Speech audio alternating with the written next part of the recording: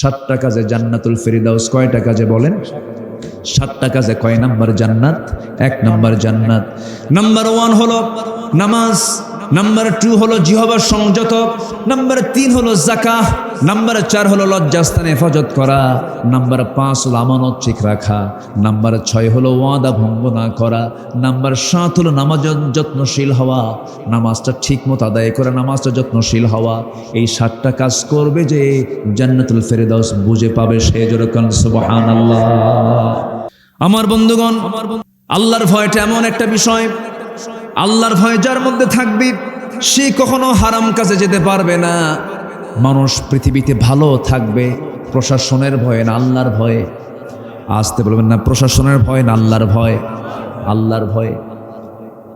সাইয়েদনা ওমর ফারুকের আমলে কোন এক রাতের আধারে সাইয়েদনা ওমর ফারুক তিনি জনগণকে দেখার জন্য তিনি ঘর থেকে বের হয়েছেন। বের হওয়ার পরে নিঝুম পল্লীর মধ্যে ঢুকলেন, ঢুকে দেখেন ছোট্ট একটা ঘরের ভিতরে 2জন মহিলা কথা কয়। কয়জন মহিলা? 2জন মহিলা কথা বলে। 2জন মহিলার কথোপকথন চলছিল। 2জন মহিলার ভিতরে একজন মেয়ে, আরেকজন মা। মা তার মেয়েকে বলছে, মা রে, আজকে উঠের যে দুধ হয়েছে এই দুধ বিক্রি করে সংসার চলবে না, দুধের মধ্যে পানি দাও। হালাল না হারাম? আসতে বলবেন না, হালাল না হারাম? এমন 2 নম্বরই কাজ তো আমার দেশে নাই, রাস্তার কাজ আরো নাই। আছে, এগুলো আছে। আমার দেশে রাস্তার কাজ কি শেষ হয়? বলেন, কোনোদিন শেষ হয়? একদিকে ধরে আরেকদিকে শেষ না হতে এইদিকে চামড়া নেই। কেন?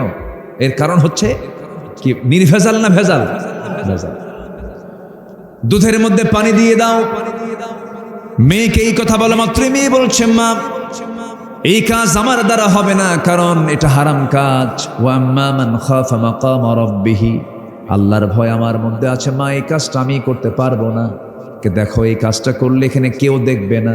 ওমর তো এখানে নাই, তার প্রশাসন এখানে নাই, কেউ দেখতে পাবে না। অন্ধকারের মধ্যে পানি ঢুকায়া দাও দুধের ভিতরে। এবার মেয়েটা বলছে, মা তুমি হয়তো নিজে ফিল করতেছো ওমরের কোনো প্রশাসন এখানে নাই, কিন্তু এমন প্রশাসন এখানে আছে যে প্রশাসন দেখার জন্য আলো লাগে না, অন্ধকারও লাগে না। কিরামান কাতিবিন ইয়ালামুনা মা তাফআলুন। জোরে বলুন আল্লাহু আকবার। এই কথা শোনার সঙ্গে সঙ্গে সাইয়েদনা ওমর ফারুক রাদিয়াল্লাহু তাআলা আনহু দেরি করলেন না, চোখে পানি চলে এলো। শুকরিয়া স্বরূপ তিনি সেজদায় পড়ে কেঁদে বলছেন, আল্লাহ, আমার অধীনের জনগণগুলো তারা আখিরাত সম্পর্কে এতটুকু সচেতন। বাড়িতে চলে গেছেন, বউটাকে ডাক দিয়ে বলছে, বউ আমার কপাল খুলে গেছে। কি কপাল?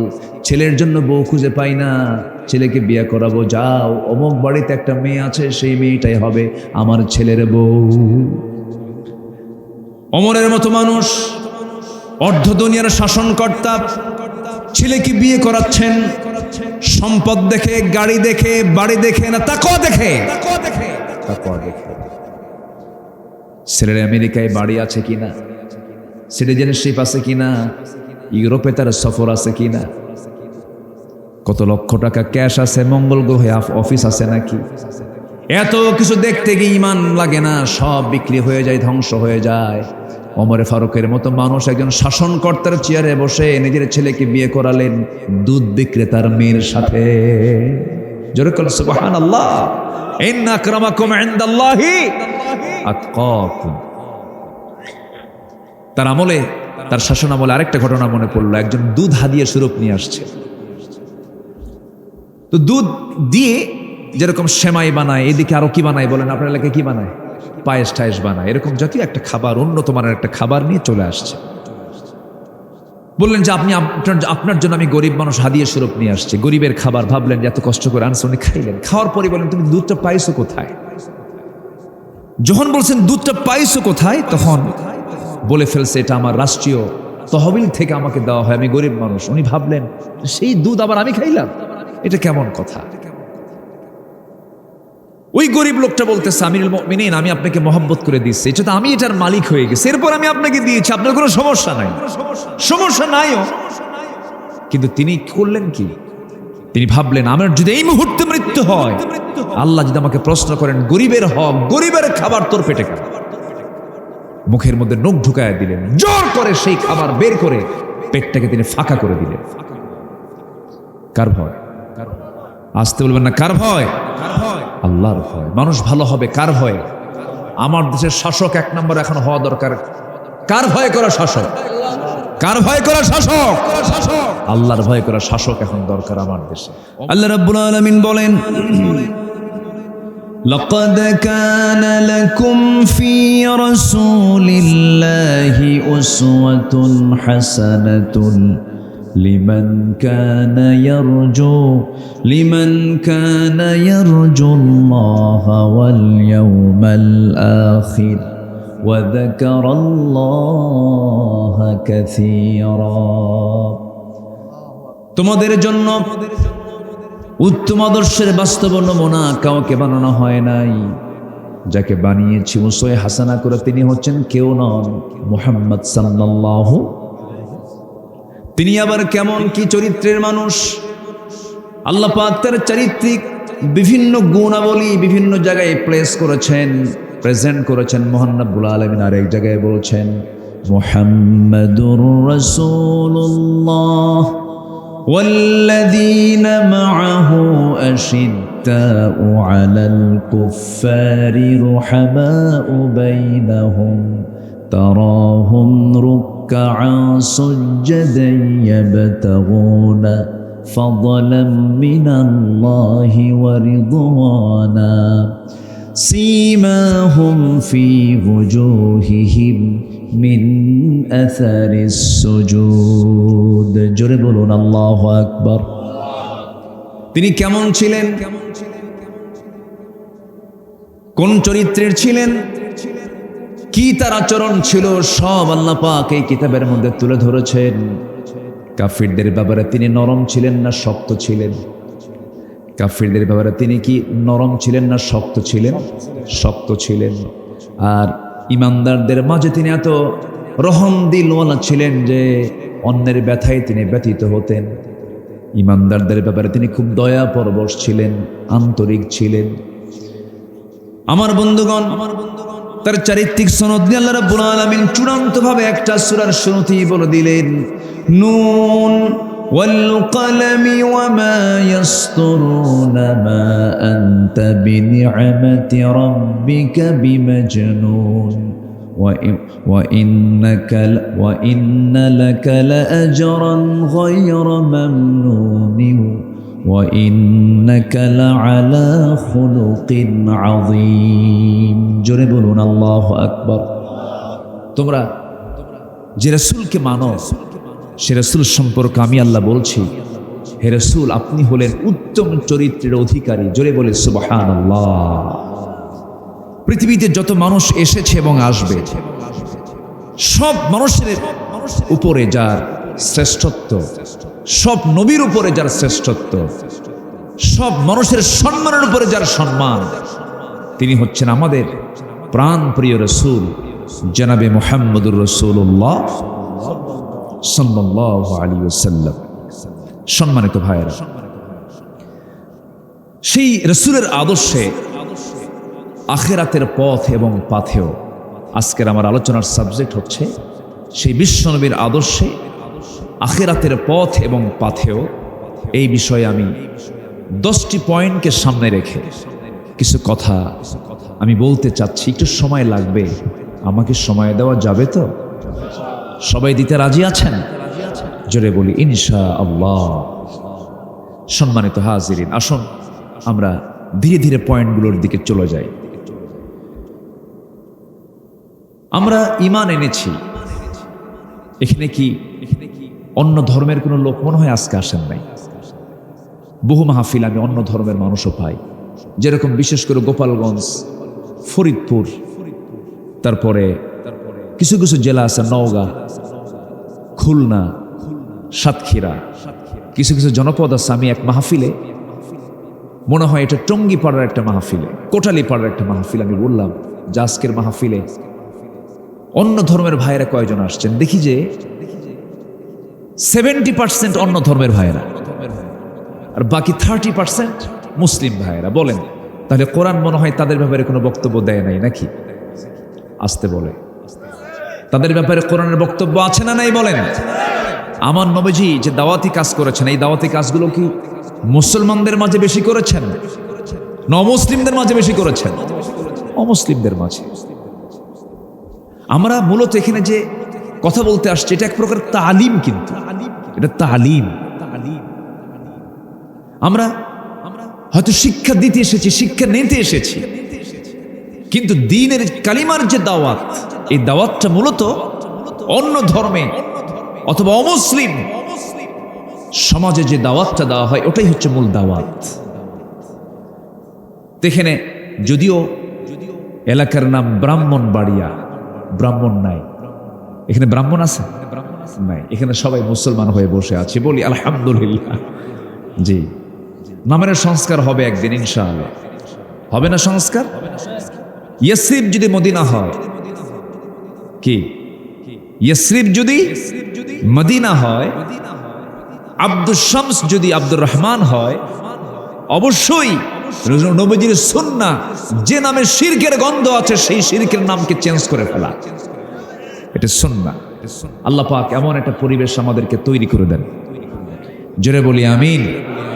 আমরা কথা বললি তো দোষ হয়ে যায়, কোন দিকে কোন প্যাঁচ লাগে আল্লাহ জানে। আবার তবে আমি দলিল ছাড়া কিন্তু বলি নাই, ইয়াসরিব যদি মদিনা হয়, আব্দুল শামস যদি আব্দুর রহমান হয়, একদিন শিরকের নামগুলো চেঞ্জ হয়ে তাওহীদের নামে রূপান্তর হবে ইনশাআল্লাহ।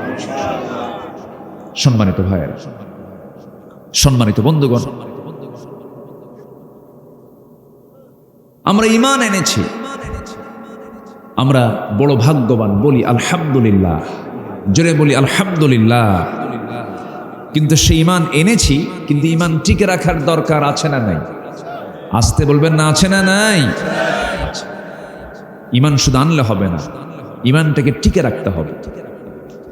আল্লাহ রাব্বুল আলামিন বলেন, ইন্নাল্লাযীনা ক্বালু রাব্বুনাল্লাহু সুম্মা ইসতাকামু তাতানাজ্জালু আলাইহিমুল মালাঈকা আল্লা তাখাফু ওয়া লা তাহজানু ওয়া আবশিরু বিল জান্নাতিল্লাতী কুনতুম তুআদুন। জোরে বলুন আল্লাহু আকবার। যারা বলবে আমার রব আল্লাহ, যারা স্বীকৃতি দেবে আমার রব আল্লাহ এবং তার উপরে টিকে থাকবে, তাদের জন্যই তো জান্নাত আছে। টিকে থাকবো না, জান্নাতও পাবো না। ইউসবিহু মুমিনান ওয়া ইউমসি কাফিরান, এমন একটা সময় আসবে সকালবেলা বান্দা ঈমান থাকবে, বিকেলবেলা কাফের হয়ে যাবে। আমার বন্ধুগণ, ঈমান এনেছি, বড় ভাগ্যবান আমরা।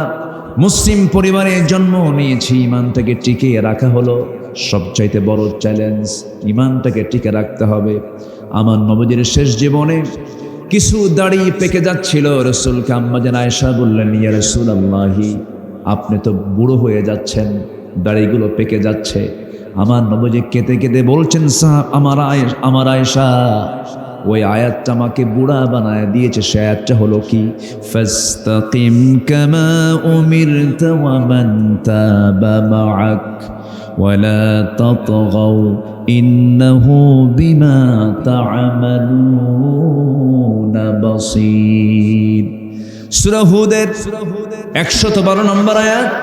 ও আয়েশা আমাকে বুড়া বানায় দিয়েছে, যে আয়াত আল্লাহ পাক আমাকে বলেছেন, হে রাসূল, আপনাকে যে ব্যাপারে আদেশ করা হয়েছে আপনি তার উপর অটল থাকেন, ইস্তেকামাত থাকেন। এই আয়াতটা যখন পড়ি আমার বড় টেনশন হয়। এই টেনশন, আমি বুড়া হয়ে গেছি। এই জন্য তাওহীদের পথে দৃঢ় থাকতে হবে, অবিচল থাকতে হবে, একনিষ্ঠতা নিয়ে আসতে হবে, ইখলাস নিয়ে আসতে হবে, তাজকিয়াতুন নফস নিয়ে আসতে হবে, নফসের শুদ্ধতা নিয়ে আসতে হবে। একনিষ্ঠতা নেই, ইবাদত কবুল হবে না। তাজকিয়াতুন নফস নেই, নফসের শুদ্ধতা নেই, ইবাদত কবুল হবে না। ইবাদত কবুলের জন্য পূর্ব কিছু শর্ত আছে, সেই শর্তগুলোর মধ্যে এগুলো হচ্ছে অন্যতম শর্ত। নফসের শুদ্ধতা থাকতে হবে, একনিষ্ঠতা থাকতে হবে। আল্লাহ রাব্বুল আলামিন প্রত্যেক বান্দাকে মুখলেস হওয়ার জন্য বলছেন, ওয়া মা উমিরু ইল্লা লিয়া'বুদুল্লাহা মুখলিসিনা লাহুদ্দীন। মুখলেস হব আমরা, জোরে বলি ইনশাআল্লাহ। আমরা কি ব্রাহ্মণবাড়ির মুখলেস হব না কোরআনের মুখলেস হব? ব্রাহ্মণবাড়ির মুখলেস আছে না? আছে না? বহু মুখলেস নাই, নাম মুখলিসুর রহমান, কিন্তু ওইদিকে ভেজাল করে। কি করে? ভেজাল করে। এই মুখলেস হওয়া যাবে না, হতে হবে কোরআনের মুখলেস। জোরে বলি ইনশাআল্লাহ। একনিষ্ঠ হতে হবে, একমাত্র আল্লাহর জন্য সব কাজগুলো করতে হবে।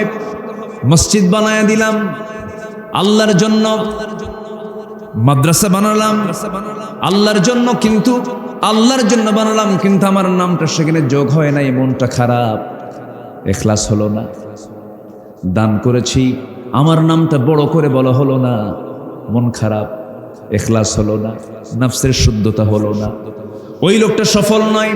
সফলকে আল্লাহ রাব্বুল আলামিন বলেন, قد أفلح من تزكى وذكر اسم ربه فصلى بل تؤثرون الحياة الدنيا والآخرة خير وأبقى إن هذا لفي الصحف الأولى صحف إبراهيم وموسى জোরে বলুন আল্লাহু আকবার। সফলকে যার মধ্যে তিনটা জিনিস থাকবে সে হলো সফল। কার কথা? যার ভিতরে তিনটা জিনিস যার মধ্যে থাকবে সে হলো মহা সফল। নাম্বার হলো যে ব্যক্তি নফসকে শুদ্ধ করতে পেরেছে, নফসকে শুদ্ধতার মধ্যে আনতে পেরেছে। নাম্বার 2 হলো যার জিহ্বাটা আল্লাহর জিকিরে ভিজাতে পেরেছে। এই জিহ্বাটা আল্লাহ পাক আমার আপনার জিহ্বাটা শুকনা রেখেছেন না ভিজানো রেখেছেন? কি শুকনা না ভিজানো? জিহ্বার চতুর্পার্শ্বে লালা আছে না নাই? সে লালাটা কি স্বাদের? না, কোনো স্বাদ নাই, কিন্তু লবণও না, কোনো স্বাদও না, মিষ্টিও না, লবণও নয়, টকও নয়। একই দেহ, জিহ্বার লালার ভিতরে কোনো স্বাদ নাই। আবার একটু উপরে যান, চোখের দিকে যান, চোখের পানিগুলো কেমন? লবণাক্ত। তাহলে এখান থেকেও রস বের হয়, চোখ থেকেও পানি বের হয়। চোখের পানি লবণ, আর জিহ্বার পানি হচ্ছে স্বাদহীন, একটা অন্যরকম অনুভূতি, এর কোনো স্বাদ নাই। আবার গা থেকে যে পানিগুলো বের হয় এটা আবার লবণ। একই দেহ বিভিন্ন মেশিন দিয়ে সাজিয়ে রেখেছেন যিনি, তিনি আমার কে? আসতে বলবেন না, তিনি আমার কে? আল্লাহ বলছেন, বান্দা আমি তোমার জিহ্বাটাকে ভিজিয়ে রেখেছি, শুকনা করি নাই, ভাটার মধ্যে দেই না, জোয়ারে রাখছি। তোমার জিহ্বা আমি পানির জোয়ারে রেখে দিয়েছি, জিহ্বা ভিজায় দিয়েছি, কারো জিকির করার জন্য নয়, কোন দুনিয়ার নেতার জন্য জিকির করার জন্য দেই নাই, আমার নামের জিকির করার জন্য তোমার জিহ্বা আমি ভিজিয়ে রেখেছি। এত তেল মারা ভালো না। আমার দেশে তেল মারা নেতা, তেল মারা নেতা কম না বেশি? আসতে বলো, কম না বেশি? শুধু 54 বছর তেল মারতেই দেখলাম, শুধু তেল মারে। যে দল ক্ষমতায় আসে খালি তেল মারে। হ্যাঁ, শুধু তেল মারা, তেল মারা রাজনীতি চলছে আমার দেশে 54 বছর যাবত। হবে না কেন? কারণ আমার দেশে তো আপেল গাছ নাই যে 2-1টা বিজ্ঞানী নিউটন বের হবে। আপেল কেন নিচে পড়লো? আপেল কেন উপরে গেল না? এই গবেষণা করতে করতেই মাধ্যাকর্ষণ শক্তি আবিষ্কার করে ফেললো বিজ্ঞানী নিউটন, তাই না? হ্যাঁ, এখন আমার দেশে তার আপেল নাই, আছে হলো সরিষার তেল। কি আছে? খালি তেল মারে। রাসূল বলেছেন, কোন ব্যক্তির সামনে কোন ব্যক্তি যখন তেল মারবে তার মুখে মাটি মারো। তার মুখে কি মারো? মাটি মারো। সংসদ বিগত 16 বছর ছিল শুধু তেল মারার জায়গা। মাঝে মাঝে মমতাজ আবার গানও গাইত। জানেন না? আপনারা জানেন না? গানও গাইত। এদেশের মানুষের ঘাম ঝরা অর্থর টাকা দিয়ে সংসদ চলে। প্রতি সেকেন্ডে হাজার হাজার টাকা খরচ হয়। সেই সংসদে দাঁড়িয়ে গান গায়, আর সমস্ত সংসদ সদস্যরা আস্তে গান কেন? রঙ্গমঞ্চ বানিয়েছিল ওরা। সম্মানিত ভাইয়েরা, সেই মমতাজ একটা গান গেয়েছিল, আজ থেকে আরো 25 বছর আগে এই গানটা গেয়েছে। একজন নবীর বিরুদ্ধে সে অপবাদ দিয়েছে যে বন্ধু ইউসুফ হইয়া আমি জলে খারে থুইয়া কেমন করে ছুটতে যায় ফাইটটা যায়। জোরে কোন নাউজুবিল্লাহ। আচ্ছা বলেন তো, আল্লাহর নবী সূরত পৃথিবীতে দুজন নবীকে বেশি আল্লাহ পাক দিয়েছেন। এক নম্বর হচ্ছেন মুহাম্মদ সাল্লাল্লাহু, আরেকজন হচ্ছেন ইউসুফ আলাইহিস সালাতু ওয়াস সালাম। এই একজন আল্লাহর পয়গম্বর।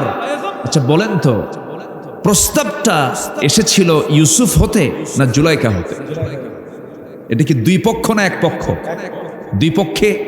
দুই পক্ষে যেটা হবে সেটা হচ্ছে দুনিয়ার নোংরামি।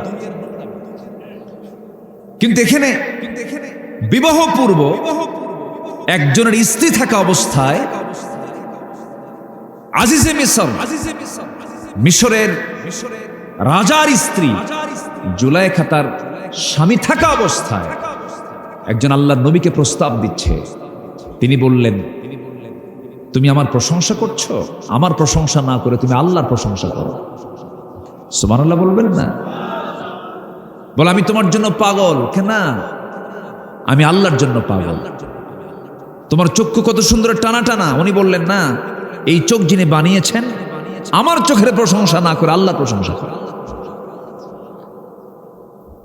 সেই জায়গায় তিনি দাওয়াত দিচ্ছেন। তিনি কি জুলাইখার প্রস্তাব গ্রহণ করেছেন? আসতে বলুন, গ্রহণ করেছেন। এত বড় একটা অপবাদ দিয়েছে। সম্মানিত ভাইয়েরা, এই সমস্ত নষ্টা ভ্রষ্টা বদমাইশগুলো আবার মাঝে মাঝে ফতুয়াও দিত। আমি তো হাদিস পড়েছি, বুখারী, মুসলিম, তিরমিজি, নাসাই, আবু দাউদ, মিশকাত, সিয়াসিত্তা পড়ছি। মিশকাত ও সিয়াসিত্তা, এই হচ্ছে অবস্থা। আবার এরকম ফতুয়া শুনেছি, আগামীকাল কি ঈদুল আজহার, জানাজা নামাজ। শুনছি কিনা বলেন? বুখারী শরীফের 40 পারায় আসছে। বুখারী শরীফ 40 পারা। এই হচ্ছে আমাদের অবস্থা ছিল। অতএব কোন তেল মারার পিছনে আমরা যাব না। প্রশংসা করতেই হবে একজনের। তিনি আমার কে? যিনি আমার জিহ্বাটাকে ভিজিয়ে রেখেছেন। যদি জিহ্বাটা শুকনা হতো, জিহ্বার চতুর্পার্শ্ব যদি পানি না হতো, পানি না থাকতো, মুখ থেকে কথা বের হতো না। সুন্দর গান আপনি গাইতে পারতেন না, সুন্দর তেলাওয়াত আপনি করতে পারতেন না। তাহলে অবদানটা কার? আল্লাহ। রাগ করতেছেন নাকি আপনারা? আমার বন্ধুগণ, আল্লাহ রাব্বুল আলামিন বান্দাকে ডাক দিয়ে বলছেন, বান্দারে, প্রশংসা পাবার দাবিদার পৃথিবীর কেউ হতে পারে না। প্রথম দাবিদার হলাম আমি, আল্লাহ রাব্বুল আলামিন। আমার পরিচয় আমি তোমাকে শিখিয়ে দিচ্ছি, তুমি আমার প্রশংসা করবে কেমনে? সবাই বলুন, আলহামদুলিল্লাহি রাব্বিল আলামিন। আমার রব শুধু মানুষের না, রব্বুল আলামিন, সবার রব। যেরকম সুবহানাল্লাহ। আমেরিকার রবকে, রাশিয়ার রবকে, জার্মানির রবকে, গোটা পৃথিবীর রবকে, আকাশের মালিককে, জমিনের মালিককে, সাবআতু আবহুর, 7 সমুদ্রের মালিককে। তো প্রশংসা এমনি দুর্বল লোকের কইরা লাভ কি? প্রশংসা করবই, করব, বড় কারো করব। বড় আমার কে? সাব্বিহিসমা রাব্বিকাল আ'লা। সে আল্লাহর প্রশংসা করব আমরা। এই দুর্বল টুর্বল গাঁজা খায় শীত হয়ে পড়ে থাকে, এক চাপ মারছে 5 আগস্টের দিন, এক দৌড়ে দিল্লি গিয়ে পড়ছে। এগুলো প্রশংসা করে লাভ আছে নাকি? প্রশংসা করব সেই মহান রবের, যিনি কখনো পরাজিত হবেন না, যিনি কখনো মরবেন না, যিনি কখনো হেরে যাবেন না। তিনি আমার কে? আল্লাহ। আমরা আল্লাহকে একমাত্র প্রশংসার জায়গায় রাখবো। এই পথেই টিকে থাকতে হবে আমাকে আপনাকে। আল্লাহ রাব্বুল আলামিন বলছেন, বান্দারে, আমাকে ভুলে যাবি না, তুই আমাকে স্মরণ করবি, আমিও তোকে স্মরণ করব। তুই যখন আমার দিকে 1 হাত আগাস, আমি তোর দিকে 10 হাত আগাই। যখন কোনো বান্দা আল্লাহর দিকে 1 পা আগায় আসে, আল্লাহ তার দিকে 10 পা আগায় আসেন। এটা আল্লাহর কথা, বান্দা তুই আমাকে ডাকবি, আমি তোকে অবশ্যই ডাকে সাড়া দেব। আয়াতটা খুবই কমন, যারা পারেন ঠোঁট মিলিয়ে বলুন, ফাযকুরুনি আযকুরকুম ওয়াশকুরুলি ওয়ালা তাকফুরুন। জোরে বলুন আল্লাহু আকবার। আরেক জায়গায় বলছেন, এখানে হলো জিকির, আরেকটা জায়গায় হলো শুকর। লাইন শাকারতুম লাযীদান্নাকুম ওয়া লাইন কাফারতুম ইন্না আযাবী লাশাদীদ। আমার শুকর আদায় করবে, লাযীদান্নাকুম, নুনে তাকিদ লামে তাকিদ, সব বাড়ায়া বাড়ায়া দেব। আমার শুকর আদায় করবে, সব নিয়ামতের দরজা আমি তোমার জন্য খুলে দেব। জোরে বলি সুবহানাল্লাহ। শুকরিয়া আদায় করব কার? আল্লাহ। ফিকির করব আল্লাহর, জিকির করব আল্লাহর। শুধু জিকির করলে হবে না, ফিকিরও করতে হবে। আবার শুধু ফিকির করলে হবে না, জিকির করতে হবে। আল্লাহ রাব্বুল আলামিন বলছেন, আল্লাযীনা ইয়াযকুরুনাল্লাহা কিয়ামান ওয়া কুউদান ওয়া আলা জুনুবিহিম ويتفكرون في خلق السماوات والأرض ربنا ما خلقت هذا باطلا سبحانك فقنا عذاب النار। জোরে বলি আল্লাহু আকবার। জিকির করব আল্লাহর, ফিকির করব আল্লাহর সৃষ্টি না যেগুলোকে নিয়ে, আকাশ নিয়ে চিন্তা করব, জমিন নিয়ে চিন্তা করব, মখলুক নিয়ে চিন্তা করব। সবগুলোকে নিয়ে চিন্তা করে শেষমেশ আমার মুখ থেকে আপনা আপনি বের হয়ে যাবে প্রশংসা মূলত কারোই নয়, আলহামদুলিল্লাহি রাব্বিল আলামিন। আমি যখন পৃথিবীতে আসি নাই, কার পেটে ছিলাম? বলেন কার পেটে ছিলাম? মায়ের পেটেও যখন আসি নাই, তখন কোথায় ছিলাম? রুহের জগতে ছিলাম। সেই রুহের জগৎ থেকে আল্লাহ পাক মার জগতে, মার পেটের জগতে আল্লাহ পাক পাঠায়া দিলেন। একটা ঝুলন্ত, আমার কোনো উল্লেখযোগ্য পরিচয় ছিল না, ঝুলন্ত করে, আলাক করে, খালাকাল ইনসানা মিন আলাক, ঝুলন্ত করে। আলাক হচ্ছে ঝুলন্ত কিছু, যোগ সদৃশ এমন একটা কিছুকে আলাক বলা হয়।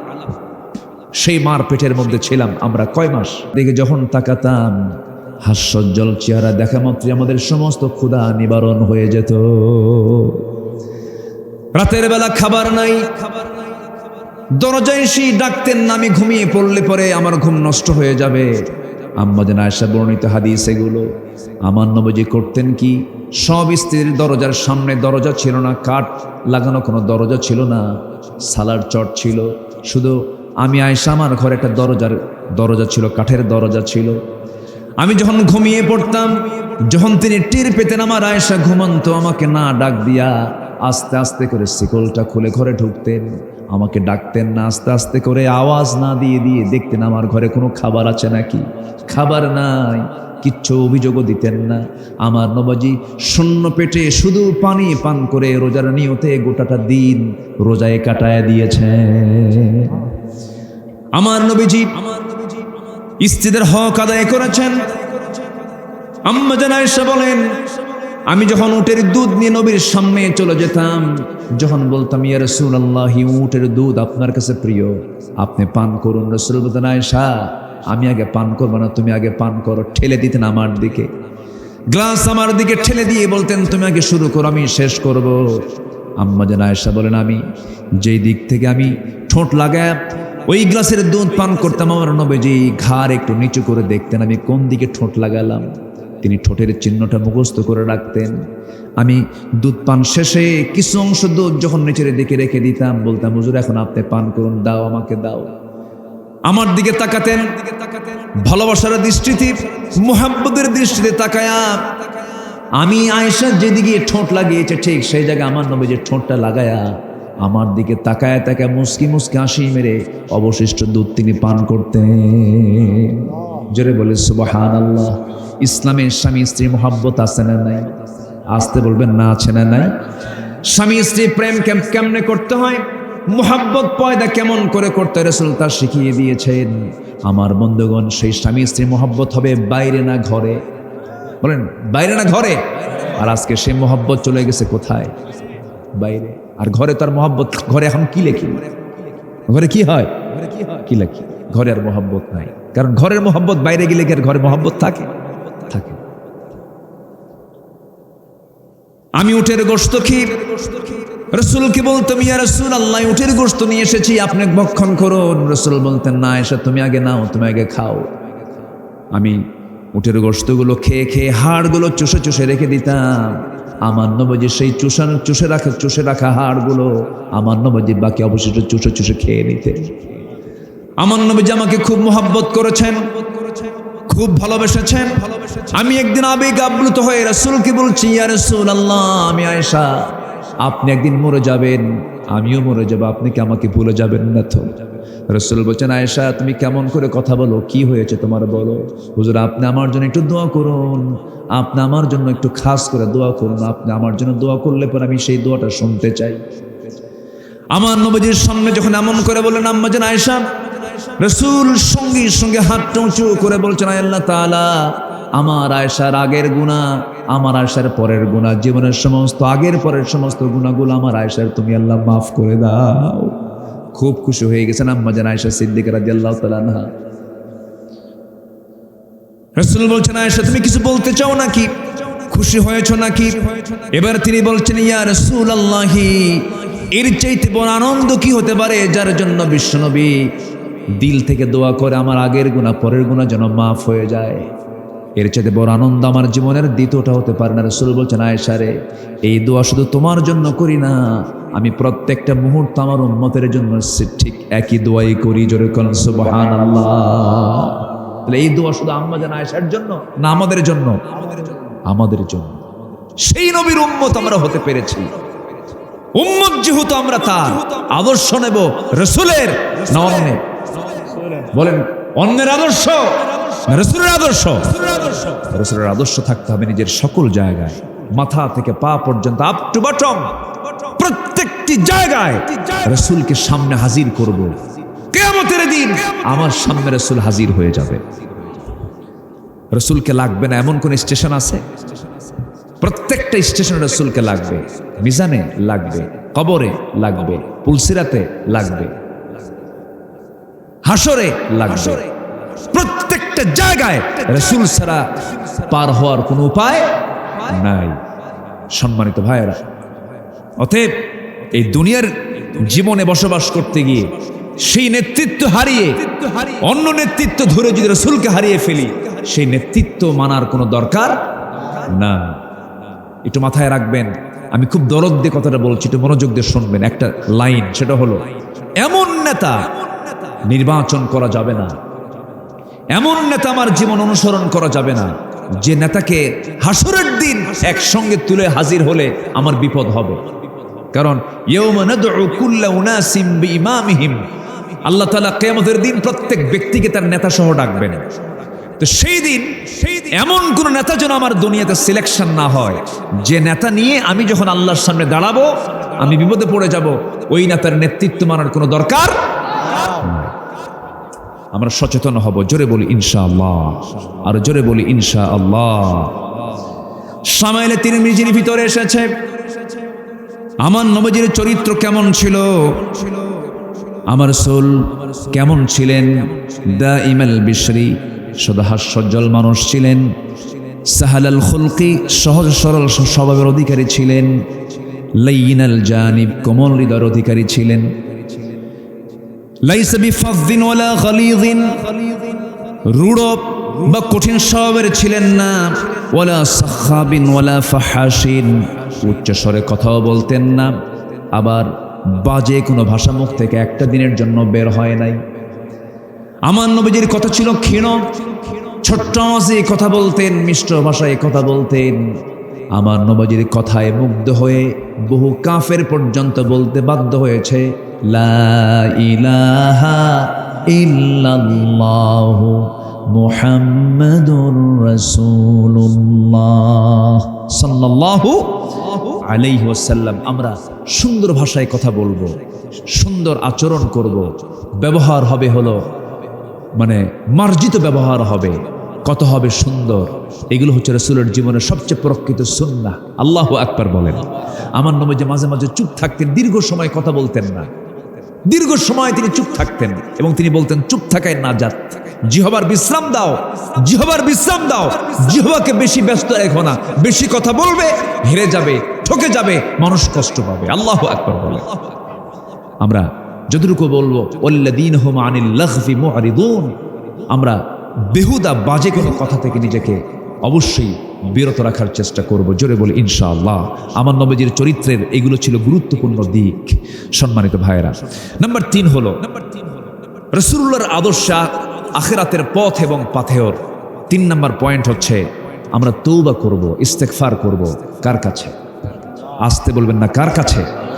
ভাইয়েরা আমার এই কথাগুলো শুধু আপনি শুনছেন না, এই কথাগুলো এখন তো প্রযুক্তির সময়, আধুনিক তথ্য প্রযুক্তির যুগে এই কথাগুলো গোটা দুনিয়া সাপ্লাই হয়ে যায়। হয়তো আগামীকালকে লক্ষ লক্ষ মানুষ এই আলোচনাগুলো শুনবে। তো এই জন্য একটু আমাকে সময় দেন, আপনার উপস্থিতির মধ্য দিয়ে যেন আমি কথার হকটা যেন একটু আদায় করতে পারি। একটু বসেন। নাম্বার 3 হচ্ছে তওবা করা, ইস্তেগফার করা। কার কাছে? মাফ চাইতেই হবে, কিন্তু একজনের কাছে। তিনি কে? জোরে বলেন, তিনি কে? ক্ষমা চাইবো আমরা কার কাছে? তওবা করব কার কাছে? তওবা করার জন্য বান্দা রেডি থাকবে, আর আল্লাহ ক্ষমা করার জন্য রেডি থাকবেন। লাউলাম তুযনিবু লাযাহাবাল্লাহু বিকুম ওয়া লাজাআ বিকওমিন হাত্তা ইউযনিবুন। ও বান্দা, তুমি যদি গুনাহ না করো, এই দুনিয়া থেকে তোমাকে বের করে দিয়ে এমন একটা জাতি পাঠাবো যে বান্দাগুলো গুনাহ করবে, চোখের পানি ফেলে ফেলে কাঁদবে, আমি তারে মাফ করে দেব। গুনাই নাই, কাঁদবেন কেমনে? এই জন্য গুনাহ বান্দার হবে। এটা অস্বাভাবিক না স্বাভাবিক? রাগ করতেছেন মনে হয় আপনারা। ফেরেশতার গুনাহ আছে? ফেরেশতার দাম বেশি না মানুষের দাম বেশি? ফেরেশতার গুনাহ করার যোগ্যতা নেই, গুনাহ করবে কেমনে? আর বান্দার গুনাহ করার যোগ্যতা আছে, এরপরও গুনাহ করে না আল্লাহর ভয়ে। এই জন্য মানুষের চাইতে, ফেরেশতার চাইতে মানুষের দাম বেশি। জোরে বলি সুবহানাল্লাহ। আমাদের গুনাহ করার যোগ্যতা থাকবে, কিন্তু গুনাহ করব না। কার ভয়ে? আল্লাহ পাক আমার সম্মানকে বাড়ায়া দিবে। যদি কোনো গুনাহ হয়ে যায় আল্লাহর কাছে ক্ষমা চেয়ে নেব। ওয়াতুবু ইলাল্লাহি জামিআন আইয়ুহাল মুমিনুনা লাআল্লাকুম তুফলিহুন।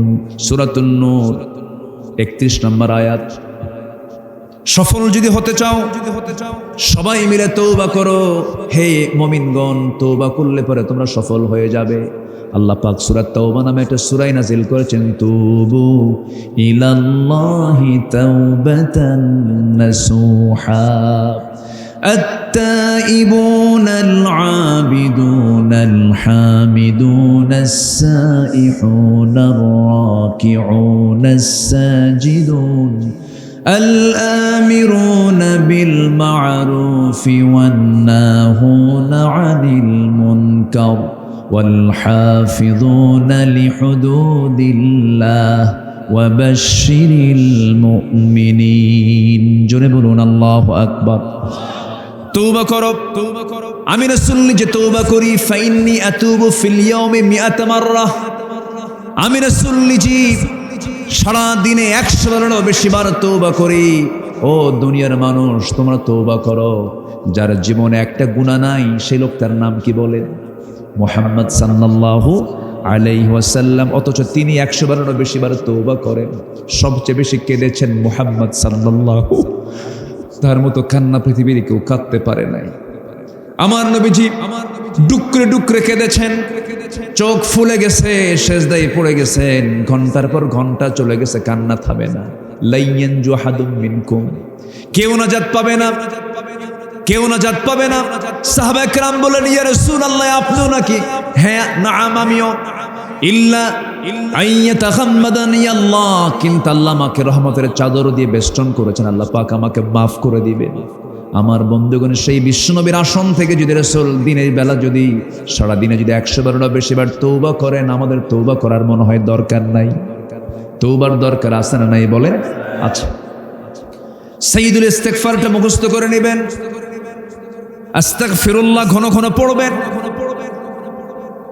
তাসবিহগুলো ঘন ঘন পড়বো। আমরা উঁচু জায়গায় চড়তেছি, আল্লাহু আকবার, আশ্চর্য জিনিস দেখতেছি, সুবহানাল্লাহ, কোন একটা ভালো জিনিস দেখলাম, সুসংবাদ পেলাম, আলহামদুলিল্লাহ। সর্বক্ষণ এই জিহ্বা ভিজায় রাখবো কার জিকির দিয়া? বলেন, আসতে বলবেন না, কার জিকির দিয়া? আল্লাহর জিকির দিয়া। আমার বন্ধুগণ, নাম্বার 4 হলো রাসূলুল্লাহর আদর্শ, আখিরাতের পথ এবং পাথেয়র 4 নাম্বার পয়েন্ট হলো আল্লাহর সামনে দাঁড়ানোর ভয়।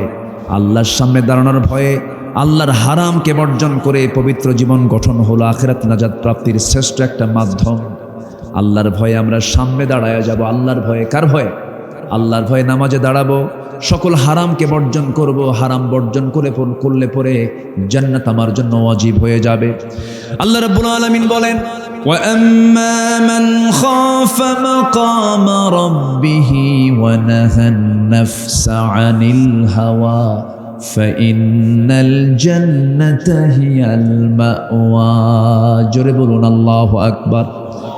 যার দিলের ভিতরে আল্লাহর ভয় জাগ্রত হয়ে যাবে এবং প্রবৃত্তির অনুসরণ থেকে যে ব্যক্তি নিজেকে গুটিয়ে রাখবে, নিবৃত রাখবে, আল্লাহ বলছেন আমি আল্লাহ তার জন্য 8টা জান্নাতের অন্যতম জান্নাত, জান্নাতে মাওয়া, আমি তার জন্য রেডি রেখে দিয়েছি। জোরে বলি সুবহানাল্লাহ। আমার আপনার জীবনের সবচেয়ে চূড়ান্ত প্রাপ্তি হলো জান্নাত। চূড়ান্ত প্রাপ্তি কি বলেন? জান্নাত। সবাইকে জান্নাত পেতে রাজি আছেন নাকি? কয় নাম্বার জান্নাত বলেন? কয় নাম্বার জান্নাত পেতে চান? কেউ তো কিছু কর না। বলেন জান্নাত কয়টা? বলেন মোট কয়টা জান্নাত? 8টা। 1 নম্বর জান্নাতের নাম কি? জান্নাতুল ফেরদাউস। চাইবই যখন আল্লাহর কাছে, কয় নাম্বারটা চাবেন? 1 নাম্বারটা চাই। চাইলে আল্লাহর কাছে চাইতে গিয়ে আমার ভুল করব কেন? 1 নম্বর জান্নাত চাবো। জোরে বলি সুবহানাল্লাহ। কোরআনকে প্রশ্ন করুন, কোরআন এখন তুমি বলো 1 নম্বর জান্নাতের আমল কি? সে আমল করলে তো আমরা সেই জান্নাত পেয়ে যাব। আল্লাহকে বলবো, আল্লাহ এই যে আয়াত প্রমাণ করে দিচ্ছে, আমি কাজগুলো করে আসছি, এখন জান্নাত দিয়ে দাও। সুবহানাল্লাহ বলবেন না? আল্লাহ রাব্বুল আলামিন বলেন 1 নম্বর জান্নাত আমি তাকেই দেব। সূরাতুল মুমিনুনের ভিতরে আল্লাহ রাব্বুল আলামিন 7টা আমল শিখিয়ে দিয়ে জান্নাতুল ফেরদাউস বুঝিয়ে নিতে পার। সূরা কাহাফের শেষের দিকে আল্লাহ রাব্বুল আলামিন 2টা আমলের কথা বলে দিয়েছেন। 2টা আমল কি? ইন্নাল্লাযীনা আমানু وعملوا الصالحات كانت لهم جنات الفردوس نزلا خالدين فيها لا يبغون عنها حولا। সূরা মুমিনুন বলছেন কি? قد أفلح المؤمنون الذين هم في صلاتهم خاشعون والذين هم عن اللغو معرضون والذين هم للزكاة فاعلون والذين هم لفروجهم حافظون। নাম্বার 1 নামাজ, নাম্বার 2 জিহ্বাকে সংযত করা, নাম্বার 3 হলো যাকাত দেওয়া, নাম্বার 4 হলো, নাম্বার 4 হলো নিজের লজ্জাস্থানকে হেফাজত করা, নাম্বার 5 হলো ওয়াল্লাযীনা হুম লিআমানাতিহিম ওয়া আহদিহিম রাউন। নাম্বার 5 হলো আমানত ঠিক রাখা, আমানতের খেয়ানত করা যাবে না। নাম্বার 6 হলো ওয়াদা ঠিক রাখা, প্রতিশ্রুতি ঠিক রাখা। নাম্বার 7 নামাজ দিয়ে শুরু, নামাজ দিয়ে শেষ। ওয়াল্লাযীনা হুম আলা সালাওয়াতিহিম ইউহাফিযুন উলাইকা হুমুল ওয়ারিসুন আল্লাযীনা ইয়ারিসুনাল ফিরদাউসা হুম ফিহা খালিদুন। 7টা কাজে জান্নাতুল ফিরদাউস। কয়টা কাজে বলেন? 7টা কাজে কয় নাম্বার জান্নাত? 1 নাম্বার জান্নাত। নাম্বার 1 হলো নামাজ, নাম্বার 2 হলো জিহ্বা সংযত, নাম্বার 3 হলো যাকাত, নাম্বার 4 হলো লজ্জাস্থান হেফাজত করা, নাম্বার 5 হলো আমানত ঠিক রাখা, নাম্বার 6 হলো ওয়াদা ভঙ্গ না করা, নাম্বার 7 হলো নামাজ যত্নশীল হওয়া, নামাজটা ঠিক মতো আদায় করে নামাজটা যত্নশীল হওয়া। এই 7টা কাজ করবে যে জান্নাতুল ফেরদাউস বুঝে পাবে, সে জোরে কোন সুবহানাল্লাহ। 4 নাম্বার চলে গেল। আমার বন্ধুগণ, আল্লাহর ভয়টা এমন একটা বিষয়, আল্লাহর ভয় যার মধ্যে থাকবে সে কখনো হারাম কাজে যেতে পারবে না। মানুষ পৃথিবীতে ভালো থাকবে প্রশাসনের ভয়ে না আল্লাহর ভয়ে। আসতে বলবেন না, প্রশাসনের ভয় না আল্লাহর ভয়? আল্লাহর ভয়ে। সাইয়্যিদনা ওমর ফারুকের আমলে কোন এক রাতের আধারে সাইয়্যিদনা ওমর ফারুক তিনি জনগণকে দেখার জন্য তিনি ঘর থেকে বের হয়েছেন।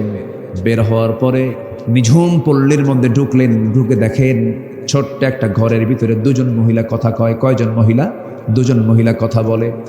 দুইজন মহিলার কথোপকথন চলছিল। দুইজন মহিলার ভিতরে একজন মেয়ে আরেকজন মা।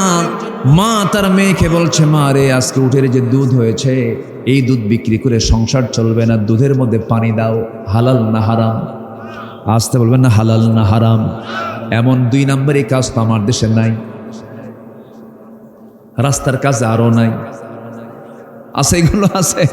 আমার দেশে রাস্তার কাজ কি শেষ হয়? বলেন কোনোদিন শেষ হয়? একদিকে ধরে আরেকদিকে শেষ না হতে এইদিকে সামরানো। কেন? এর কারণ হচ্ছে কি? নির্ভেজাল না ভেজাল? ভেজাল।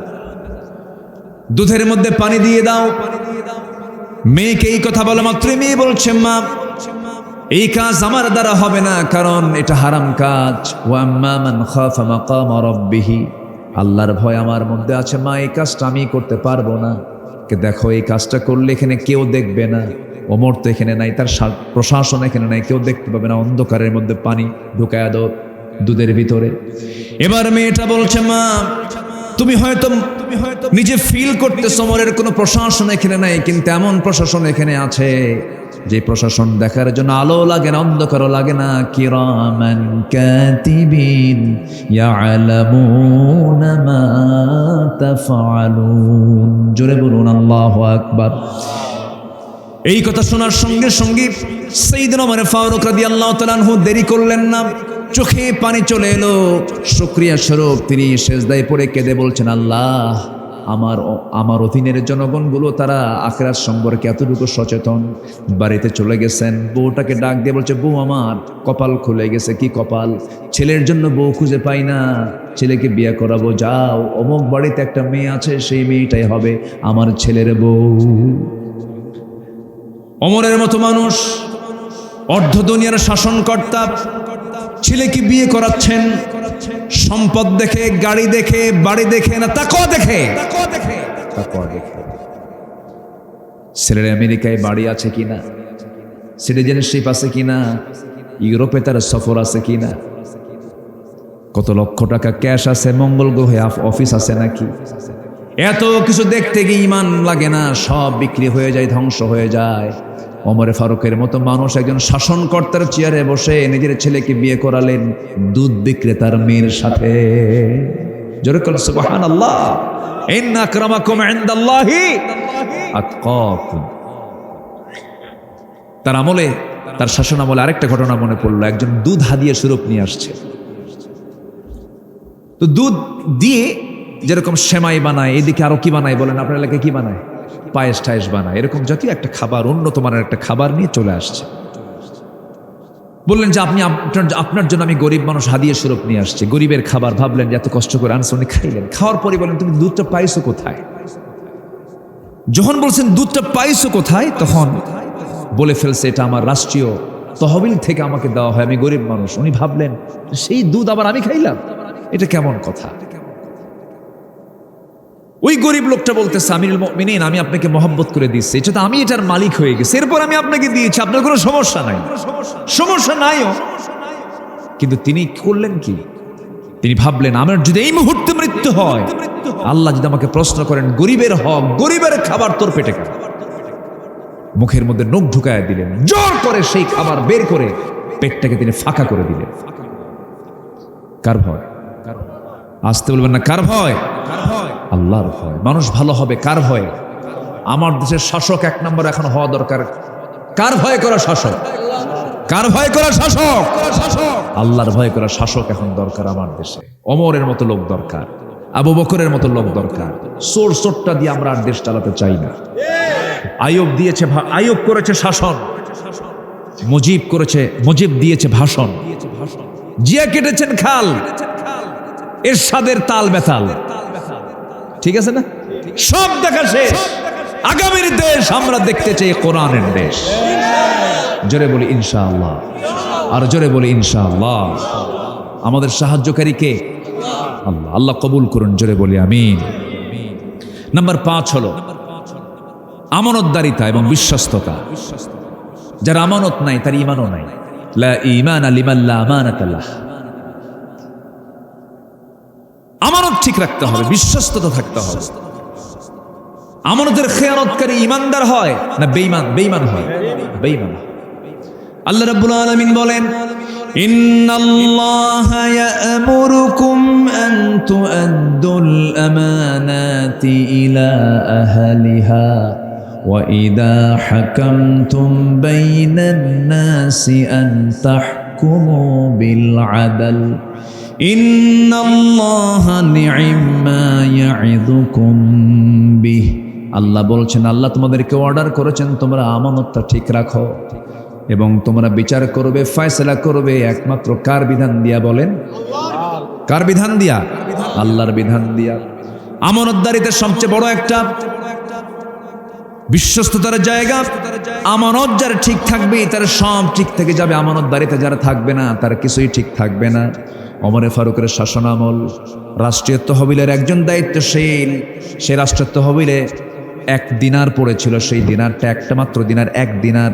সেই দিনারটা নিয়ে এসে ওমর ফারুকের ছেলেকে দিয়ে দিল। ওমর ফারুক রাদিয়াল্লাহু তাআলা আনহু সেই দিনারটা দেখেই বললেন, আমার কলিজার টুকরার সন্তান, এই দিনার তুমি কোথায় পেয়েছ? ওই রাষ্ট্রীয় তহবিলের রক্ষক আমাকে দিয়েছে। তিনি তাকে তলব করে বললেন, এই রক্ষক, তুমি একটা দিনার আমার ছেলেকে দিলে, এই দিনারটা কোথায় তুমি পেয়েছ? ওই তহবিলের মধ্যে, ওই জায়গার মধ্যে একটা দিনার পড়েছিল, ভাবলাম আপনার ছেলেকে দিয়ে দিয়ে সে খুশি হয়ে যাবে। আস্তে করে 1 দিনার তার হাতে তুলে দিয়ে বললেন, কিয়ামতের দিন আমাকে জাহান্নামে পাঠানোর ব্যবস্থা করেছ, আবার তুমি এই তহবিলে বরাদ্দ করো। জোরে কোন সুবহানাল্লাহ। মাত্র কয় দিনার? 1 দিন। কয় দিনার? 1 দিনার। রাষ্ট্রের তহবিলের, রাষ্ট্রের খাদ্যের মালের ভিতরে নতুন কিছু ফল এসেছে, খেজুর এসেছে। ছোট্ট ছেলে গিয়ে সেই খাবারের মধ্যে হাত দিয়েছে, একটা খেজুর মুখের মধ্যে তুলে নিয়েছে। ওমর ফারুক করলেন কি, মুখের মধ্যে নখ ঢুকে সেই খেজুরটা বের করলেন। বের করে বলেন, মায়ের কোলে যা। কার কোলে যা? মায়ের কোলে যা। কিছুক্ষণ পর ঘরের মধ্যে ঢুকে মাত্রই স্ত্রী চোখে পানি। স্ত্রীকে বলছেন, আমার স্ত্রী কাঁদো কেন? আপনার মধ্যে কোনো মায়া দয়া নাই। ছোট্ট ছেলেটা একটা খেজুর মুখে দিয়েছে, কি দরকার ছিল? আমরা তো খেজুর পাবোই, একটা খেজুর নয় কম নিতাম। আপনি ছেলেটাকে ধমক দিয়ে আমার কাছে পাঠায় দিলেন। বাচ্চাটা কান্নাকাটি করেছে, আমার খারাপ লাগছে। ওমর ফারুক বলছেন, স্ত্রী, আল্লাহর কসম করে বলি, আমি কি বুঝি না সন্তানদের মায়া দয়া? কিন্তু এই যে খেজুরটা আমার ছেলে মুখে নিয়েছে, অর্ধেক খেয়েও ফেলেছে, অর্ধেক মুখের মধ্যে নিয়েছে। আমি কেন জোর করে মুখ থেকে বের করলাম? এই জন্য বের করেছি যে খেজুরটা মুখে নিয়েছে সেই খেজুরটাই যে আমার ভাগে পেতাম, তার গ্যারান্টি কি? সুবহানাল্লাহ বলবেন না? আরো জোরে কোন সুবহানাল্লাহ। এটাই হলো বিশ্বস্ততা, এটাই হচ্ছে আমানতদারিতা। আমার বন্ধুগণ, কোন এক প্রদেশের গভর্নর তার প্রদেশের সমস্ত রিপোর্ট নিয়ে চলে আসছেন ওমর ফারুকের দরবারে। রাত হয়ে গেছে, ঘরের মধ্যে তিনি বসে আছেন, প্রদীপ জ্বলতেছে রাষ্ট্রের তেল দিয়ে। কিসের তেল দিয়ে বলেন? রাষ্ট্রের তেলে প্রদীপ চলতেছে, বাতি চলতেছে। প্রাদেশিক গভর্নর সামনে এসে বসে যখন সমস্ত হিসাবগুলো দিচ্ছিলেন, তিনি হিসাবগুলো নিচ্ছিলেন, এক পর্যায়ে বলে ফেললেন, তোমার প্রদেশের অমুসলিমদের কি অবস্থা? তাদের অবস্থা এরকম, তারাও ভালো আছে। কথা শেষ হয়ে গেছে। এবার ওই প্রাদেশিক গভর্নর এবার আমিরুল মুমিনিন ওমর ফারুকের পোশাক আশাক দেখে বলতেছেন, আমিরুল মুমিনিন, একটা প্রশ্ন করব কি? এই যে আপনার গায়ে কাপড় চোপড়গুলো ছেঁড়া হয়ে গেছে, তালিযুক্ত হয়ে গেছে, খুব কষ্ট আপনি জীবন যাপন করেন, একটু উন্নত জীবন গ্রহণ করা দরকার। যখন তার ব্যাপারে প্রশ্ন শুরু হয়ে গেছে, চট করে করলেন কি, ওই প্রদীপ যে জলে, এই এলাকায় কি বলে জানি না, যে ফিতাটা থাকে সেই ফিতার নিচে তিনি চেপে ধরেছেন, সলতে চেপে ধরেছেন, বাতি নিভে গেছে। সঙ্গে সঙ্গে গভর্নর বলছেন, আমিরুল মুমিনিন, কথা বলতে বলতে আপনি হঠাৎ করে সলতে চেপে ধরলেন, বাতিটা নিভাইয়া ফেললেন, কারণটা কি? তিনি বলছেন, আমার গভর্নর এতক্ষণ ধরে যে কথাগুলো বলছিলাম, রাষ্ট্রের কথা বলছিলাম, রাষ্ট্রের তেল ফুলতেছিল, রাষ্ট্রের তেল ফুরাচ্ছিলাম। যখন তুমি আমাকে ব্যক্তিগত প্রশ্ন শুরু করেছো, আমার বাড়ির প্রশ্ন শুরু করেছো, রাষ্ট্রের তো কারবার এখানে নাই, এই জন্য বাতি নিভাইয়া দিলাম। রাষ্ট্রের তেল ফুরাইয়া ব্যক্তিগত জীবনের কোনো কাজ করা যাবে না। যেরকম সুবহানাল্লাহ। আমানতদারিতা। আল্লাহ তাআলা এমন আদর্শ উজ্জীবিত হওয়ার তৌফিক আমাদেরকে দান করুন। জোরে বলি আল্লাহুম্মা আমিন। নাম্বার 6, রাসূলুল্লাহর আদর্শে আখিরাতের পথ এবং পাথের 6 নাম্বার দিক হচ্ছে পরিবারকে জান্নাতের দিকে পরিচালিত করা। শুধু নিজের তাহাজ্জুদ নয়, তাহাজ্জুদের জামাত হওয়া দরকার বাড়িতে। কিসের জামাত হওয়া দরকার? তাহাজ্জুদের জামাত বাড়িতে বাড়িতে হওয়া দরকার। রাত 3টার দিকে উঠে গেলাম, মেয়ের ঘর থেকে মেয়েকে ডাকলাম, মা এদিকে আসো। ছেলের ঘর থেকে ছেলেকে ডাক দিলাম, ছেলে এদিকে আসো, 5 ওয়াক্ত তো নামাজ পড়োই। একটা কথা মনে রাখবেন, যে বান্দার জীবনে নফল বেশি থাকবে সেই বান্দার জীবনে ফরজ কখনো নষ্ট হবে না। নফল ফরজকে পাহারা দেয়, নফল ফরজকে পাহারা দেয়। যে ব্যক্তির নফল বাদ যায় না সে ব্যক্তির ফরজ কখনো বাদ যাবে না। যার জীবনে নফল বেশি তার জীবনে ঝুঁকি কম, এই জন্য নফল আমরা বাড়ায় দেব। তাহাজ্জুদের নামাজটা পড়তে হবে। আমার রাসূল রমজান মাসে কি করতেন? শুধু নিজেই তিনি জাগতেন না, তার পরিবারকে জাগাতেন। জোরে বলেন সুবহানাল্লাহ। كان رسول الله صلى الله عليه وسلم إذا دخل العشر أحيا الليل وأيقظ أهله ووجد وشد আমার রাসূল যখন শেষ রাত পেতেন, রমজানের শেষ দশক পেতেন, কোমরে তিনি বেঁধে দাঁড়িয়ে যেতেন। শুধু নিজে নয়, ওয়াহলাহু তার পরিবার সহ তিনি সবাইকে রাত জেগে জেগে সবাইকে দাঁড়ায় দাঁড়ায় নামাজের জন্য তাকিদ দিতেন। কারণ কু আনফুসাকুম ওয়া আহলিকুম নারা, নিজে বাঁচো, তোমার পরিবারকে জাহান্নাম থেকে বাঁচাও। সন্তান কেমনে আমেরিকা যাবে, সন্তান কেমনে একটু জার্মানি যাবে, ইতালি যাবে, এর জন্য কত মেহনত, কত পরিশ্রম, কিন্তু সন্তান কেমনে জান্নাত পাবে এটার মেহনত যার মধ্যে নাই, তার মতো বোকা মানুষ, তার মতো বোকার পরিবারের লিডার নাই পৃথিবীতে। এই জন্য সবার আগে এই কাজগুলো আমরা করব। জোরে বলি ইনশাআল্লাহ। নাম্বার 7, বান্দার হক আদায় করব না নষ্ট করব? বলেন, বান্দার আদায় করব না নষ্ট করব? মালুহু আরদুহু, মাল সম্মান, দামুহু রক্ত, অর্থাৎ জীবন, সম্মান এবং তার সম্পদ পরস্পরের জন্য এগুলো রক্ষা করা ফরজ, আর এগুলো নষ্ট করা কি? হারাম। আপনি একজনকে হত্যা করতে পারবেন না, কারণ মাল আপনার জবরদখল করতে পারবেন না, সম্মান নিক সিনেমিনি খেলতে পারবেন, এগুলো হারাম করে দিই, বান্দার হক নষ্ট হয়ে যাবে। আমরা এগুলোর ব্যাপারে সতর্ক থাকবো। জোরে বলি ইনশাআল্লাহ। আমি শর্ট করে শেষ করছি। নাম্বার 8 হলো পার্থিব জীবনের উপরে আখেরাতকে প্রাধান্য দেওয়া। দুনিয়া বড় না আখেরাত বড়? দুনিয়া কি ফুরে যাবে না একদিন? বলেন ফুরবে কিনা বলেন? আখেরাত আচ্ছা, আখেরাত কি কখনো ফুরবে? অতএব আমরা বোকা থাকতে চাই না চালাক হতে চাই? আমরা চালাক হব। মান আকিয়াসুন নাস ওয়া হাযামুন নাস ইয়া রাসূলুল্লাহ। সবচেয়ে চালাক কে? রাসূল বলেন আকসারুকুম যিকরান লিল মাউত ওয়া আকসারুহুম ইস্তিআদাদা উলাইকাল আকিয়াস। চালাক লোকটা সেই যে ব্যক্তি মৃত্যুর কথা বারবার স্মরণ করে। জোরে বলে সুবহানাল্লাহ। আমরা পার্থিব জীবনের উপর আখিরাতকে প্রাধান্য দেব। আল্লাহ কবুল করুন। জোরে বলি আল্লাহুম্মা আমিন। আরো জোরে আল্লাহুম্মা আমিন। আমার নবীজি মদিনার রাস্তা দিয়ে হাঁটতেছেন, একটা মরা ছাগল দেখলেন। সে ছাগলটার কানও কাটা, কানটাও কি কাটা, অর্ধেক মরে আছে।